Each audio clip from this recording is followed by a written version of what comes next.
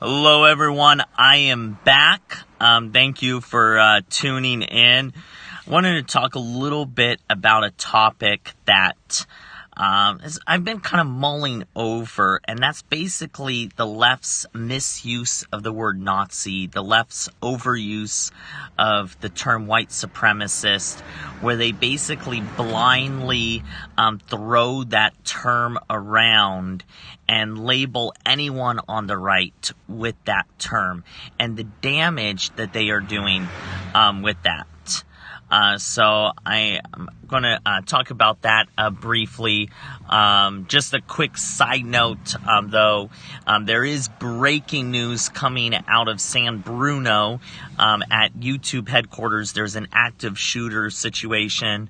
I haven't really been able to find out any information about it, except police are there and they are responding to it. People are barricaded, sheltered in place, etc. One report said that the shooter is allegedly a woman. Exactly. So we'll see what happens and what develops from that. Maybe it was someone's YouTube account got suspended and they took things into their own hands and turned to violence. Anyway, we'll see. But anyway, back to the topic. And I've talked about this a little bit about Twain. No, you're welcome. Thank you. I've talked a little bit about how the left is cheapening the term Nazi.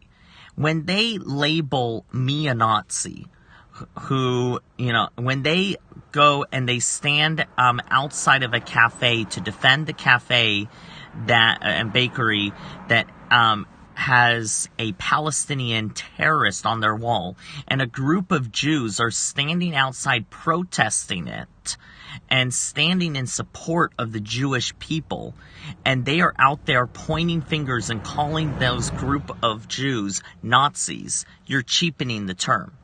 When you're calling someone a white supremacist because they believe in a border wall, you're cheapening the term. And so it's ridiculous when, you've all seen it if you follow me and seen my protest scopes.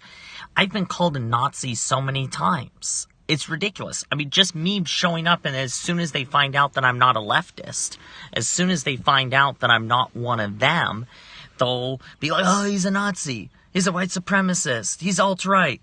And they'll say these things. I'm like, what are you basing that on? You don't know anything I say about what I say. You don't know what I believe. You don't know anything. And it's really insulting for myself personally, who am married to a Jewish woman. Yeah, Connor, I did mention it earlier in the broadcast. I'm married to a Jewish woman. My grandmother's from Germany. She suffered underneath the Nazi regime. I grew up with stories about how, the worst thing was a Nazi. And so, I have family members who I never met because of the Nazi regime. I have family who have health problems because of their persecution of living underneath the Nazis. And so to call me a Nazi is ridiculous. And there are so many people like me who feel that way. And so when we go to these protests and we're yelled at and we're labeled a Nazi and a white supremacist and alt-right simply for, being in opposition of sanctuary cities, or believing that there should be a border wall, or not liking Islam as a political ideology, or I can name all of these things that we've gone and demonstrated in support of or in opposition of that have earned us these insults, these libels. It's going to make people question that maybe the Nazis aren't that bad. That's the sad thing. There's going to be a lot of young people, impressionable people, who are going to be radicalized because they're going to find a common empathizer. They're going to find, it goes back to the enemy of my enemy is my friend. And so, if we're fighting Marxism, there's going to be also the fascists who are fighting Marxism. There's going to be the actual Nazis who are fighting Marxism. And they are going to radicalize some of our patriots if we are not careful. That's one reason why we need to follow an example of Tommy Robinson. Tommy Robinson made sure his English Defense League was purged of any white supremacists, was purged of any Nazis, because they showed up. One of his convictions for assault was actually for assaulting a Nazi who refused to leave their rally. He had to use force to remove this Nazi from their rally. He said, "You're not welcome here." We need to do the same thing. Because, frankly, I found out later, after the Kate Steinle protest, the Sanctuary City protest, that was back in December, I believe it was. I found out later that there was actually a Nazi leader, Nathan Domingo, founder of Identity Europa, was there marching.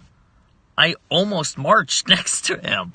Like, I wouldn't have known that, but can you imagine the picture that could have been taken of me marching next to a Nazi?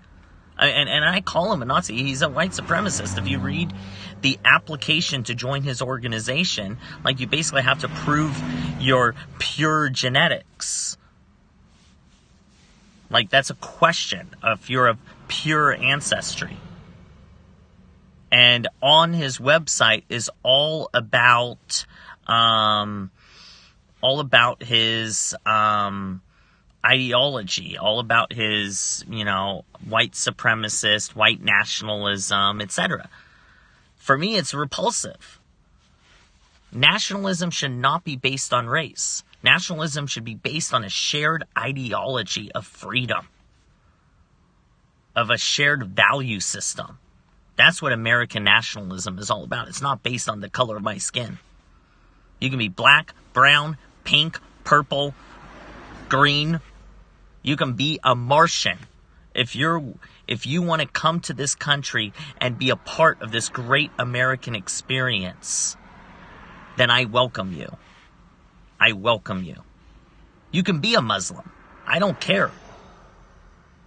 But you have to be willing to support the Judeo-Christian values that this country was founded upon. Niederheim, thank you for sharing on Twitter. I appreciate that. Yeah, we are Americanists. I like that term. Americanists. And nationalism has gotten such a bad word because Hitler was a nationalist. But there have been nationalists for millennia. Globalism is a relatively new ideology. That is very new. Nationalism used to be the norm. It's only basically because of Marxism that we've adopted this globalistic ideal. And it's horrible.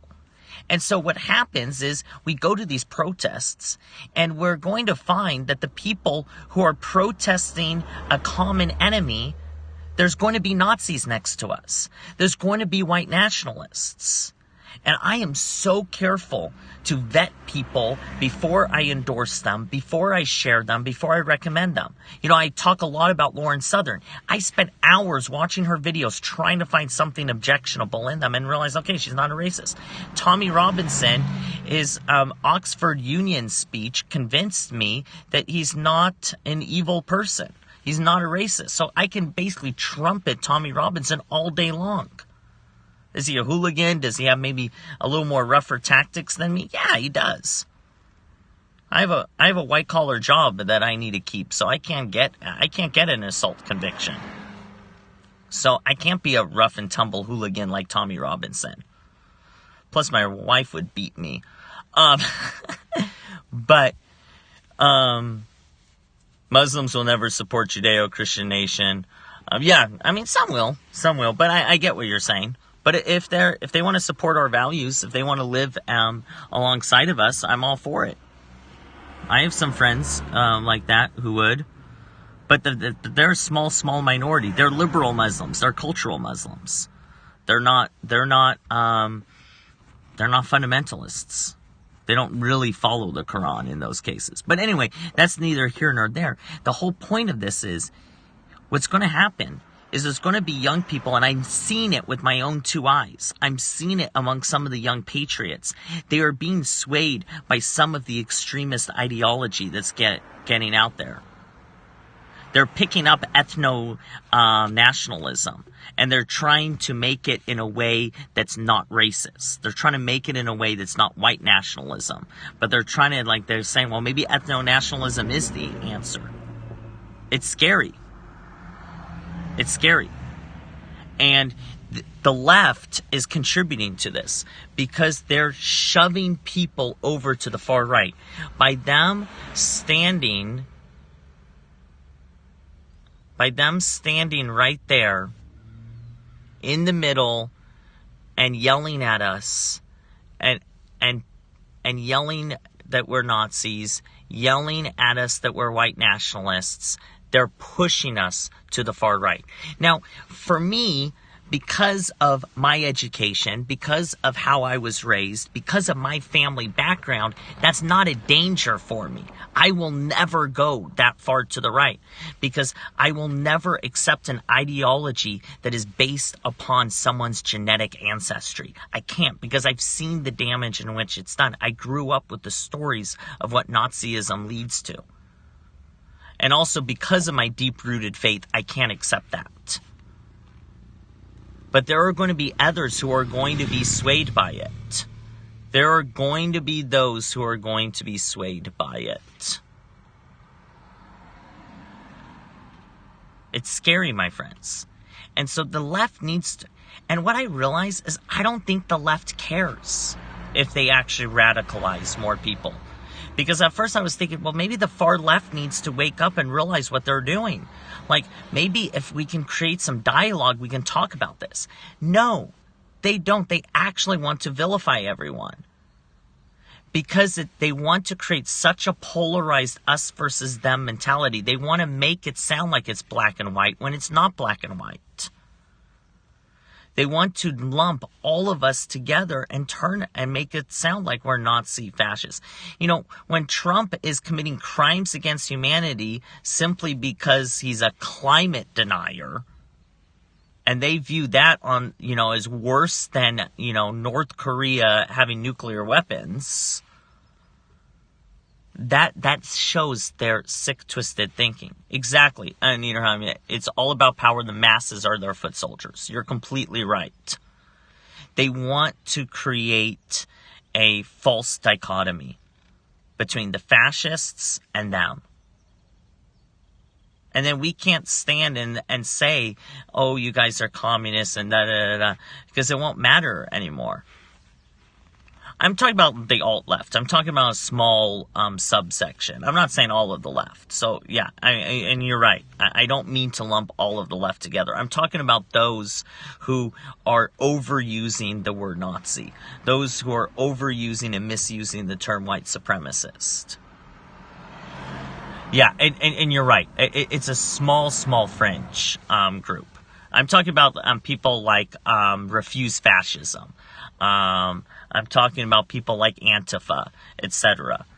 I mean, it's crazy. They're organized. They're the people who are on the streets protesting.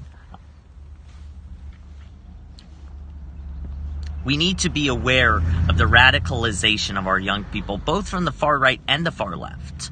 The Marxists control our universities. The Marxists control our universities, and they control our schools, and they are educating our children in Marxism. And there are young people who are breaking free from this, and they are picking up the flag of nationalism. They are picking up the flag of patriotism. We need to be aware that they are not radicalized by the far right. We need to be careful of that. We need to be aware of it. And that's my whole point of this Periscope, is for us all to guard against this. And when we go to these rallies, when we go to these protests, maybe we need to confront the radicals on the far right, those who are those who are espousing hate, those who are espousing ethno-nationalism, those who are espousing white supremacy and fascism and Nazism, those who are truly doing that, and maybe we need to throw them out. When we're going to a rally and we find out that there's an Identity Europa there, maybe we need to ask them to leave. Pick a play out of Tommy Robinson's playbook and do that. We need a clean house. We need to clean our own house. Because otherwise, our movement will collapse. We'll become radicalized. So, I know he got imprisoned. But I'm saying I think there's ways that we can do it without being imprisoned. Anyway, that's my take on it, my friends. No, I'm not driving down to San Bruno. I have work. I'm on my lunch. But those of you who are tuning in, who weren't here at the beginning, who haven't heard, there's an active shooter situation in San Bruno at YouTube headquarters. So YouTube headquarters, active shooter situation. We don't really know too much details. Before I went live, pretty much all I know is police were confirmed that they were responding to an active shooter situation. There's some reports that the shooter is female. So we'll see how it develops and what happens. So, anyway, God bless all of you. Follow me on here if you're not already following me, so you can be notified when I go live. I probably will try to scope tonight if time permits. God bless all of you. I really appreciate it. Go over onto MicGoat, MicGoat, download the app, and vote for me in this week's debate. Today's the last day to do it. It's a debate about Facebook. Should you delete it or not? I can use your votes. It will help the cause. God bless all of you. Have a great day. Talk to you soon.